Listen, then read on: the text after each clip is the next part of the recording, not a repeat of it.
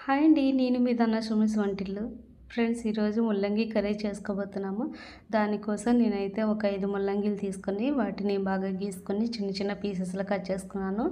ఇప్పుడు ఫ్రై కోసం కళాయి తీసుకొని తాలింపోపులు కొద్దిగా జీలకర్ర, 3 ఎండుమిర్చి, ఒక 3-4 వెల్లుల్లి రెబ్బలు, కొద్దిగా మినుములు, కొద్దిగా పచ్చి కరివేపాకు వేసుకొని బాగా ఫ్రై చేసుకోవాలి. ఇప్పుడు మనం పీసెస్‌లా కట్ చేసుకున్న ముల్లంగి కూడా అందులో వాటర్ లేకుండా మనం వేసుకోవాలన్నమాట. వీటన్నిటిని బాగా కలుపుకోవాలి. కొద్దిగా పసుపు వేసుకోవాలి. ఇప్పుడు మూత అనేది పెట్టుకోవాలి. ఒక 10-15 మినిట్స్ వరకు మూత అనేది పెట్టుకోవాలి. ఇలా మధ్యలో మూత తీసి కలుపుతూ ఉండండి. అప్పుడే అడుగంటుకోకుండా ఉంటుంది. ఫైనల్లీ నేనైతే కొద్దిగా ధనియాల పౌడర్ వేసుకున్నాను. లాస్ట్‌లో కారం పౌడర్ కూడా నేనైతే ఒక 2 టేబుల్ స్పూన్ వేసుకున్నాను. సో ఫైనల్లీ మన కర్రీ అయితే రెడీ అయిపోయింది.